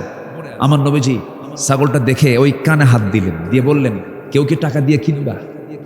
সাহাবীরা বলে, হুজুর এ তো মরা, আবার কান কাটা, এটা টাকা দিয়ে কিনবো কেন? আল্লাহ রাসূল বললেন, আল্লাহর কাছে এই পৃথিবীর দাম এই মরা ছাগলের চাইতো কম। আমরা কি পেরেশান হয়ে, কি পেরেশান আমরা। এই বিশাল ফুরাবে না এমন আখিরাত সামনে পড়ে আছে, এটার জন্য আমরা একটু লালায়িত হই। লোভ যদি করতে হয় দুনিয়ার না আখিরাতে, আখিরাতের লোভটা থাকতে হবে, প্রকৃত লোভ। আল্লাহ কবুল করুন। জোরে বলি আমিন। নাম্বার 9, জীবনের সকল কিছুর ঊর্ধ্বে আল্লাহ এবং রাসূলকে প্রিয় হিসেবে গ্রহণ করা। আমার কেউ প্রিয় না, বলেন তো? বউ কি থাকবে না হেরে যাবে? সন্তান থাকবে না হেরে যাবে? সম্পদ থাকবে না হেরে যাবে? এখনই মরেন, আপনার মেয়াদ পৃথিবীতে সর্বোচ্চ 5 থেকে 6 ঘন্টা। আপনি থাকতে পারবেন না, আপনি থাকতে চাইলেও পারবেন না। আপনি যত বড় রাজা মহারাজা হন না কেন, মরে যাচ্ছেন, মরে গেছেন, উপায় নাই, পৃথিবীবাসী আপনাকে রাখবে না, ধাক্কা মেরে কবরে থুয়ে আসবে। কেউ প্রিয় না, কেউ প্রিয় না, সব আপনার দূর হয়ে যাবে, পর হয়ে যাবে। আপন যিনি ছিলেন, আছেন, থাকবেন, তিনি আমার কে? আল্লাহ। সে আল্লাহকে আমরা প্রিয় ভাববো। জোরে বলি ইনশাআল্লাহ। আল্লাহ রাব্বুল আলামিন বলেন, قل إن كان آباؤكم وأبناؤكم وإخوانكم وأزواجكم وعشيرتكم وأموال اقترفتموها وتجارة تخشون كسادها ومساكن ترضونها أحب إليكم من الله ورسوله وجهاد في سبيله فتربصوا حتى يأتي الله بأمره والله لا يهدي القوم الفاسقين। জোরে বলুন আল্লাহু আকবার। আল্লাহ পাক 8টা জিনিসের উপরে আল্লাহ এবং রাসূলকে প্রাধান্য দিলেন, তাকে ভালোবাসতে বললেন, তাদের দুজনকে বেশি মহব্বত করতে বললেন। হে রাসূল, আপনি জানায় দেন বাপ, এরপরে সন্তানাদি, ভাই, এরপরে হলো তোমাদের গোত্র, তোমাদের সম্পদ, তোমাদের আকর্ষণীয় ঘর বাড়ি, তোমাদের পছন্দনীয় এই সমস্ত জিনিসের চাইতে বেশি মহব্বতের হতে হবে একমাত্র তিনি এক নাম্বারকে। সকল কিছুর চাইতে বেশি প্রিয় বানাতে হবে। আল্লাহ পাক এটা জানায় দেয়। এটাই হচ্ছে দ্বীনের মজা, এটা হচ্ছে ঈমানের মজা। আল্লাহ যেন এই মহাব্বতটা সবার দিলে লালন করার তৌফিক দান করেন। জোরে বলি আল্লাহুম্মা আমিন। নাম্বার 10 হচ্ছে ওয়া জিহাদিন ফি সাবিলিহি, আল্লাহর পথে জিহাদ করাকে বেশি প্রিয় যার মনে না হবে, ওই ঘর বাড়ি, ব্যবসা বাণিজ্য, বাপ, ভাই, সন্তানাদি, এর চাইতে যদি জিহাদ বেশি প্রিয় না মনে হয়, আল্লাহ এবার ধমক মেরে বলছেন, অপেক্ষা করো আমার নির্দেশ না আসা পর্যন্ত। ফাতারাব্বাসু হাত্তা ইয়াতি আল্লাহু বিআমরিহি। আল্লাহ পাক এখানে একটা মেজাজ খাটিয়ে কথা বলেছেন। সম্মানিত ভাইয়ের, অনেক প্রেক্ষাপট ছিল, সময়ও নাই, অনেক রাত হয়ে যাচ্ছে। 3জন সাহাবী যুদ্ধে যেতে পারেন নাই। ওয়ালা সালাসাতিল্লাযীনা খুল্লিফু, সূরা তাওবার মধ্যে এসেছে, যেতে পারেন নাই, অ্যাবিলিটি ছিল, গরিমসি করেছেন। সেই বিশাল তাবুক অভিযানের ঘটনা এটা। 30,000 সৈন্য নিয়ে রাসূল চলে গেছেন, যুদ্ধ হয়ও নাই, ফিরে এসেছেন রাসূল বিনা যুদ্ধে। সেই রোমানদের সঙ্গে যুদ্ধ হলো না, ফিরে আসলেন। ফিরে আসার পর কাব বিন মালিকই তো, হ্যাঁ, কাব বিন মালিক রাদিয়াল্লাহু তাআলা আনহু, তিনি এসে, লম্বা হাদিস, বুখারীর হাদিস, এসে বলছেন, হুজুর একটা কথা বলবো কি? যুদ্ধে যাই নাই কেন? এমনি যাই নাই। কেন এমনি যাও নাই? হুজুর গড়িমসি করেছে, যেতে পারতাম, যাবো বলি যাওয়া হয়নি। আমার রাসূল বললেন, তাই যাও, চলে যাও, পাঠায় দিলেন। পাঠায় দেওয়ার পর এবং বললেন, আর কি যাও নাই বলো তো? বললেন, হেলাল বিন উমাইয়া যায় নাই। আর কে? মুরারা বিন রাবিয়া যায় নাই। আর কে? হুজুর জানা নাই। 3জন রাসূল চিহ্নিত করলেন এবং নোটিশে একদম হ্যাঙ্গিং করে দিলেন, এই 3জন ব্যক্তির সঙ্গে মদিনার কোনো সাহাবী কথাবার্তা, লেনদেন সবকিছু বন্ধ হয়ে গেছে, বন্ধ করে ফেলবে, কেউ কোনো কথা বলবে না। কারণ হ্যাঁ, সালাম কালামা বন্ধ, যেতে পারবে না, কথাবার্তা বলবো না, লেনদেন, সালাম কালাম সবকিছু বন্ধ। আচ্ছা বলেন তো, এই 3জন সাহাবী, কাব বিন মালিক সহ আরো 2জন সাহাবী, তাদের কি নামাজের কোনো অভাব ছিল?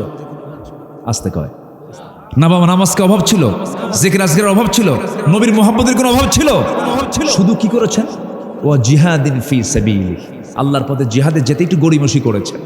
বাস আল্লাহ পাক রাসূলকে দিয়ে একদম চরমভাবে আটকায় ফেললেন। এমন আটকানো, এমন মহা বিপদে পড়লেন, 3জন সাহাবীর কাছে মনে হলো গোটা পৃথিবী এর চাইতে ছোট জায়গার নাই। কারো ঘুম হয় না। হেলাল বিন উমাইয়ার বয়স 75-70 ঊর্ধ্ব সাহাবী, বুড়া মানুষ, নিজে দড়ি নিয়ে এসে মদিনার মসজিদের সামনে, মসজিদ নববীর সামনে একটা কি বলে, পিলারের সাথে দড়ি বান্ধায়া নিজের হাতে স্বেচ্ছায় 2 হাত বেঁধে বললেন, হেলাল, তোর চাইতে দুর্বল মানুষ পৃথিবীতে আর নাই, অপরাধী মানুষ পৃথিবীতে নেই, যার বিরুদ্ধে রাসূল বয়কটের ডাক দেন। সালাম দেন, কোন সাহাবী উত্তর নেয় না। উত্তর নেওয়া যাবে না যে রাসূল মানা করে দিয়েছে, উত্তরও নাই।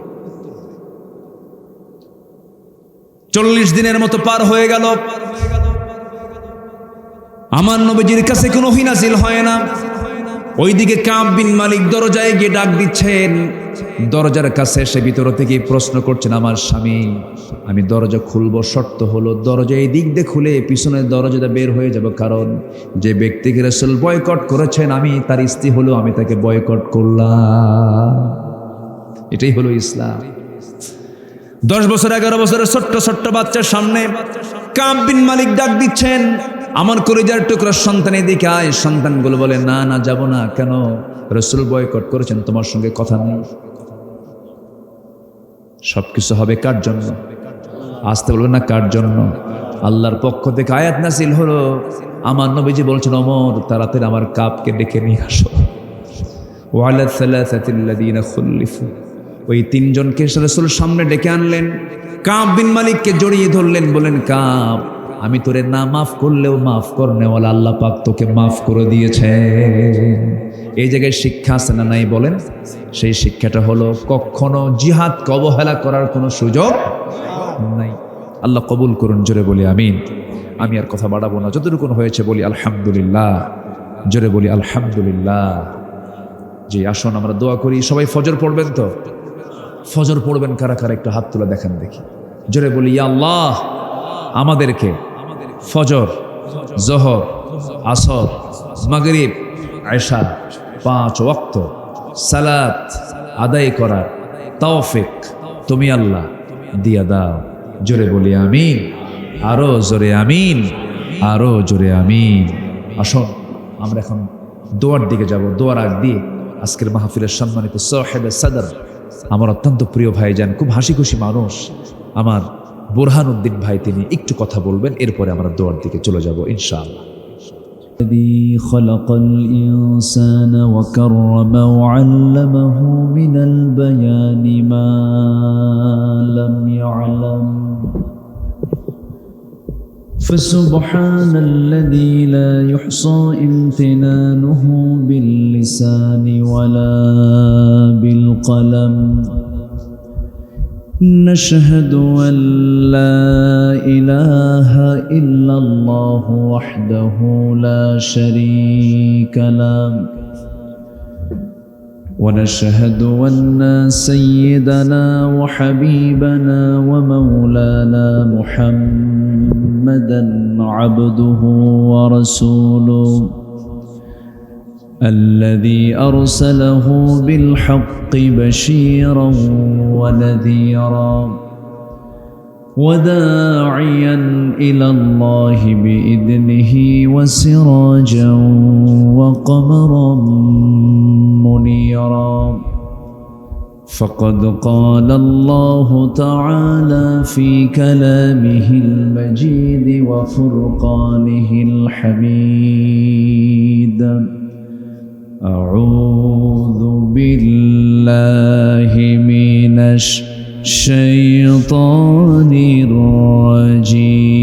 الرجيم بسم الله الرحمن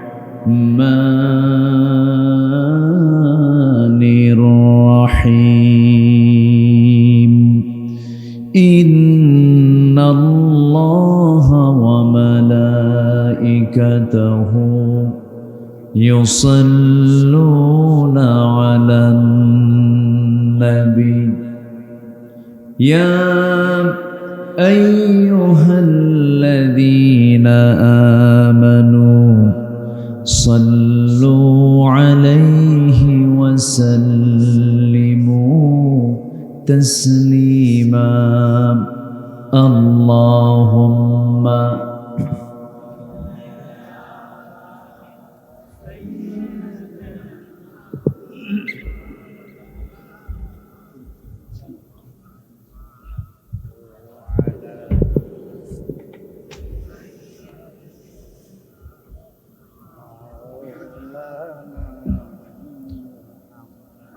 اللهم صل على محمد وعلى آل محمد كما صليت على إبراهيم وعلى آل إبراهيم إنك حميد مجيد اللهم بارك على محمد وعلى آل محمد كما باركت على إبراهيم وعلى آل إبراهيم إنك حميد مجيد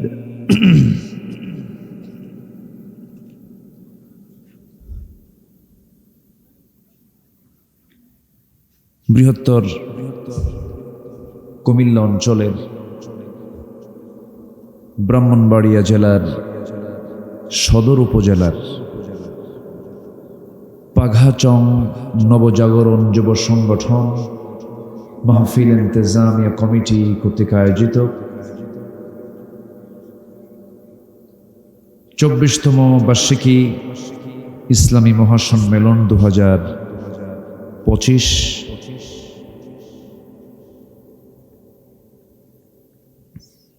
এই মহৎ আয়োজনের সম্মানিত সুযোগ্য সভাপতি, আজকের এই প্রোগ্রামের বরেণ্য সাহেবে সদর জামিয়া মাদানিয়ার সম্মানিত প্রিন্সিপাল মুহতামিম, এলাকার কৃতি সন্তান হাফিজুল কোরআন মাওলানা মুফতি বুরহানুদ্দিন আল আজিজি হাফিজাহুল্লাহ, কথা বলেছেন জামিয়া দারুল আলকাম আল ইসলামিয়া ব্রাহ্মণবাড়িয়ার সম্মানিত মুহাদ্দিস গবেষক মাওলানা মুফতি মাজহারুল হক কাসেমি হাফিজাহুল্লাহ, উপস্থিত হাজারাত উলামায়ে কেরাম, ফদলা ইজাম, সুশীল সমাজ, জাতির শ্রেষ্ঠ সন্তান শিক্ষক মণ্ডলী, জাতির বিবেক সাংবাদিক বৃন্দ, সামনে উপস্থিত দূরে কাছের বিভিন্ন স্থান থেকে ছুটে আসা কালেমার ঝান্ডাবাহী, তাওহীদের পতাকাবাহী, দ্বীন ইসলামের নরসারদুল বীর মুজাহিদ, প্রাণ প্রিয় সম্মানিত দ্বীনি ভাইরা, আড়ালে বসে আছেন শ্রদ্ধেয়া সম্মানিতা মা বোনেরা, আলোচনার সূচনায় আনুষ্ঠানিকতার মধ্য দিয়ে আমার পক্ষ থেকে আবারও দিল খোলা সালাম, আসসালামু আলাইকুম ওয়া রাহমাতুল্লাহি ওয়া বারাকাতুহু। সবাই কেমন আছেন বলুন? ভালো আছি, এটা বিশাল একটা পাওয়া। ক্যান্সার আক্রান্ত এক রোগীকে বলা হলো, তোমার যে অসুখটা হয়েছে তোমার মন্তব্য কি? সেই রোগী বলছে, যদি আল্লাহ তোমাকে পৃথিবীর কিছু না দিয়ে যদি তোমাকে সুস্থ রাখেন, তাহলে সেই মাওলার উপরে তোমার কোনো অভিযোগ থাকার কথা না। সেই তোমার মাওলার উপরে, আল্লাহর উপরে তুমি কোনো অভিযোগ দিতে পারো না। অর্থাৎ সুস্থতার মতো শ্রেষ্ঠ নিয়ামত পৃথিবীতে দ্বিতীয়টা নাই। এত বড় নিয়ামতকে সাথে নিয়ে আমরা আসতে পেরেছি, বসতে পেরেছি জান্নাতের টুকরায়। আল্লাহ পাক আমাকে আপনাকে মেহমান করে বসে রেখেছেন। কালেমাতুর শুকর আদায় করছি, মুহাব্বাতান বলে উঠছি আলহামদুলিল্লাহ। আবারও বলছি আলহামদুলিল্লাহ। চিৎকার মেরে বলছি আল্লাহুম্মা ইন্নী আসআলুকা আল হুদা ওয়াত তুকা ওয়াল আফাফা ওয়াল গিনা। সবাই বলি আল্লাহুম্মা আইন্নি আলা যিকরিকা ওয়া শুকরিকা ওয়া হুসনি ইবাদাতিকা ইবাদাতিকা। আমরা আল্লাহ তাআলার বড়ত্ব, শ্রেষ্ঠত্ব, তার শুকর আমরা আদায় করে নিলাম। সম্মানিত হাজিরিন, আমি অনেক আগে এসেছি। আমি মানসিকভাবে প্রস্তুতি নিচ্ছিলাম যে বাদেশাই উঠে যাব আলোচনায়, কিন্তু আমার পূর্বে যিনি কথা বলেছেন আমি দেখি নাই মনে হয় তাকে। এত সুন্দর প্রাঞ্জল ভাষায় সংক্ষিপ্ত সময় দিল থেকে দিল আসর করার কিছু কথা তার মুখ থেকে প্রকাশ পেয়েছে।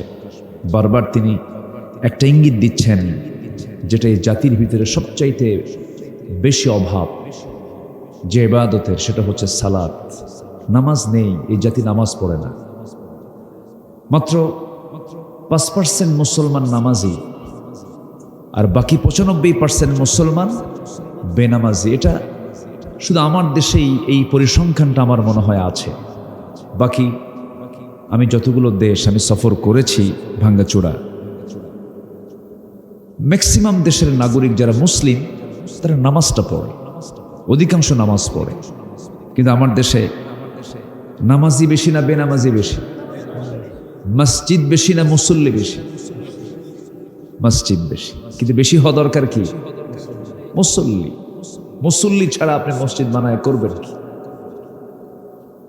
আগে ছিল নামাজি পাকা আর মসজিদ ছিল কাঁচা, আর এখন নামাজি কাঁচা আর মসজিদগুলো পাকা। কিন্তু পাকা হওয়া দরকার কি? নামাজি পাকা হওয়া দরকার না মসজিদ পাকা হওয়া দরকার? নামাজি পাকা হওয়া দরকার। আমি কেন পাকা বললাম? কাঁচা মুসল্লি বেশি, শুক্রবারে আসে, এটা কাঁচা মুসল্লি, এই জন্য বললাম। যাই হোক, আমার পূর্বের যিনি মেহমান ছিলেন তারা কথাগুলো আমরা আমাদের জীবনে বাস্তবায়ন করার চেষ্টা করব, বাস্তবায়ন করব, জোরে বলি ইনশাআল্লাহ। কারণ জান্নাতে যেতে হলে নামাজের বিকল্প কোনো ওয়েতে জান্নাত পাওয়ার কোনো সুযোগ নাই। হয়তো আমার দেশে কিছু দরবার থাকতে পারে, দরবারে কিছু কথা বলতে পারে যে এরকম আছে, কিন্তু আমার দেশে বহু দরবার আছে যে দরবারের মুরিদ হলে নামাজ লাগে না। পানির তলে মোমবাতি, বাও বাতাসে নেভে না, বাবার নামে হালকা দিলে উজু গোসল লাগে না। মোল্লা মুন্সি নামাজ পড়ে, বাবার নামে হালকা দিলে সতর ঢাকন লাগে না। সতরও নাই, উজুও নাই, গোসলও নাই, নামাজ তো দূরেই থাকলো। আগে বলেন তো, উজু আগে না নামাজ আগে? ওদের উজুই লাগে না, তাহলে নামাজ আর পড়বে কখন? এরকম দরবারও কিন্তু আমার দেশে আছে। বিচিত্র বাংলাদেশ, বিচিত্র একটা এলাকা আছে, এলাকায় মনে হয় একটা নামই আছে 3 লাখ পীর নাকি। আমি আলোচনা উঠবো, এক বেচারে বলতেছে, হুজুর আপনি যে গ্রামে আসছেন এই গ্রামে কিন্তু 350 পীর আছে। তো বললাম 350 পীর থাকতে আপনি আমারে দাওয়াত দিয়েছেন কেন? হুজুর একটাও নামাজ পড়ে না। আমি কিন্তু পীর বিরোধী লোক না, আবার ভুল বুঝবেন না। আমি হক্কানি যদি হয়, কোরআনওয়ালা যদি হয়, শরিয়াকে মানেন এমন যদি কোনো পীর যদি হন, অবশ্যই আমি তাকে সম্মান করি, ভক্তি করি, শ্রদ্ধা করি। কিন্তু যে দরবারে গাজার গন্ধে মশা পর্যন্ত বিরক্ত, এই দরবারের পীর কখনো পীর নয়, এটা ভণ্ড। আসতে বলবেন না, জোরে বলুন ঠিক কিনা? আবার আপনি এই দিক থেকে একটু দূরে যাবেন, আড়াই বাড়ি একটা এলাকা আছে না, আড়াই বাড়ির মরহুম মকবুর গোলাম সরওয়ার সাঈদ রাহিমাহুল্লাহ আলেম ছিলেন, আবার ওইদিকে পীরও ছিলেন। পীর আলেম হতে হবে, আলেম পীর হলে এটা মানা যায়। জাহেল কেমনে পীর হয়? মূর্খ কেমনে পীর হয়? মূর্খ তো মূর্খই। প্রসঙ্গ আসলো তো এই জন্য বলে ফেললাম কথা বলে। সম্মানিত ভাইয়েরা, আমার ইমানটাকে টিকে রাখার জন্য আল্লাহ পাক আমাকে নামাজটা অপরিহার্য করে দিয়েছেন। কাফের এবং মুমিন এই দুটো চেনা যাবে হলো নামাজে। আল ফারকু বাইনাল মুমিন ওয়াল কাফির তারকুস সালাহ। ক্লিয়ার কথা। মান তারাকা সালাতান মুতাআম্মিদান ফাকাদ কাফারা। নামাজ ছেড়ে দিল সে কুফরি করল।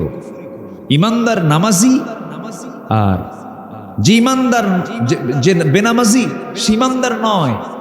আল্লাহ পাক তার রাসূলকে দিয়ে বোঝাচ্ছেন পার্থক্য হলো কাফের নামাজ পড়ে না, মুমিন নামাজ পড়ে, ছাড়ে না।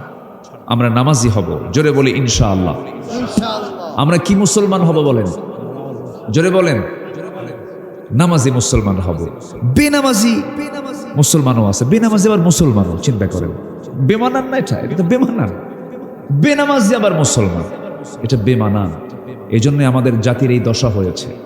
আমরা আদর্শ নাগরিক হতে পারিনি এই সমস্ত প্রবলেমের কারণে। আজকে যদি 95% মুসলমান যদি নামাজি হতো, চাঁদাবাজি থাকতো না, সন্ত্রাসী থাকতো না, খুন খারাপি থাকতো না। অতএব সামনের দিনগুলো আমরা গড়তে চাই নামাজ দিয়ে। নামাজ ভিত্তিক সমাজ ব্যবস্থা গড়ে তুলব, নামাজ কেন্দ্রিক নেতৃত্ব গড়ে তুলব। জোরে বলি ইনশাআল্লাহ। আমি আগের আলোচকের হঠাৎ করে ছেড়ে দেওয়ার ফিনিশিংটা আমি একটু টানলাম। আমি ভাবছিলাম যে আমি বসবো, কিছু কথা আরো শুনবো। আমি আসার আগেই উনি শেষ করে দিয়েছেন। উনি হয়তো ওনার দিক থেকে উনি সম্মানের দিকে তাকিয়ে শেষ করেছেন। আল্লাহ তার সকল কথার মধ্যে আল্লাহ পাক বারাকা আরো বাড়ায় দেন। জোরে বলি আল্লাহুম্মা আমিন। আমরা যে কিতাবকে সামনে রেখে আমরা আলোচনাগুলো শুনতে এসেছি, করতে এসেছি, এই কিতাবকে পৃথিবীর কোনো লেখকের লেখা বই? এটা সাধারণ কি শুধু কিতাব? না, সাধারণ না অসাধারণ, বিস্ময় না মহাবিস্ময়, আশ্চর্য না মহাশ্চর্য? মহাশ্চর্য। এটা লা তুহসা আজাইবুহু, এটার আজীবতা, এটার আশ্চর্যতা কখনো শেষ হবে না। এটা কখনো পুরাতন হবে না, এটা কখনো অচল হবে না, এটা কখনো রিজেক্ট হবে না। আল্লাহু আকবার বলেন।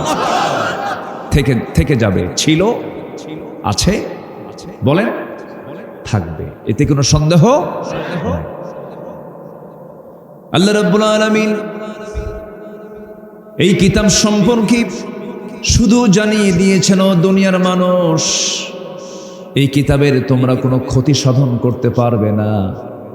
এই কিতাবের বিরুদ্ধে যদি ষড়যন্ত্র করো না কেন, আমি আল্লাহ নিজেদের দায়িত্ব নিয়েছি। ইন্না নাহনু নাযালনা যিকরা ওয়া ইন্না লাহু লাহাফিযুন। কোরআন নাজিল করেছি আমি, হেফাজত করব আমি। কার দায়িত্ব? আসতে বলবেন না, কার দায়িত্ব? আল্লাহর দায়িত্ব। আল্লাহ এই কিতাবকে হেফাজত করবে।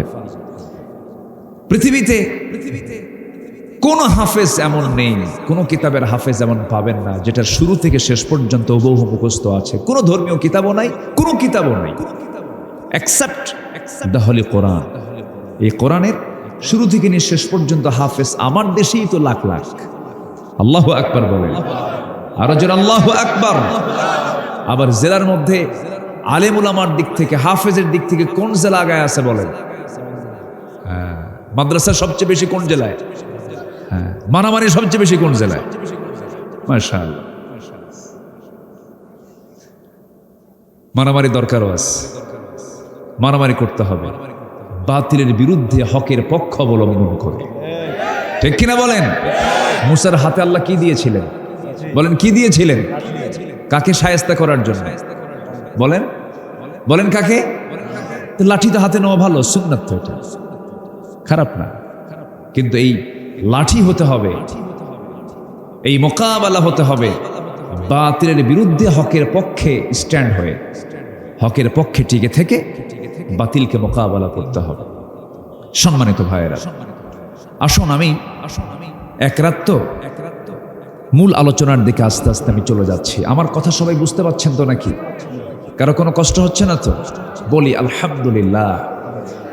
আমাকে মাহফিল কমিটি, বিশেষ করে বোরহান ভাই সহ এই কমিটির কিছু ভাইয়েরা আমাকে ফোন দিলেন। ভাবলাম এই আষাঢ় শ্রাবণে এই বর্ষায় মাহফিল করবে কেমনে?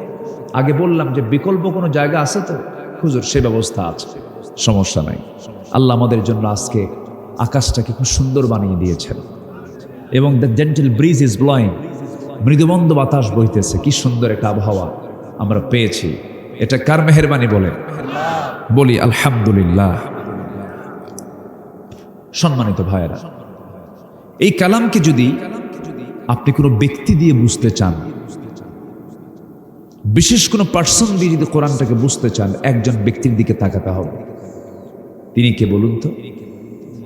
মুহাম্মদুর রাসূলুল্লাহ, মুহাম্মদুর রাসূলুল্লাহ সাল্লাল্লাহু আলাইহি ওয়াসাল্লাম।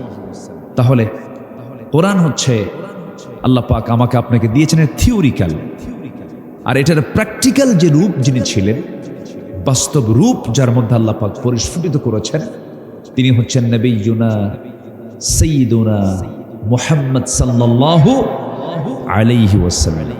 এবং আল্লাহ তাআলা ক্লিয়ার করে দিয়েছেন সূরাতুল আহজাবের ভিতরে, আল্লাহ পাক তা জানিয়ে দিয়েছেন।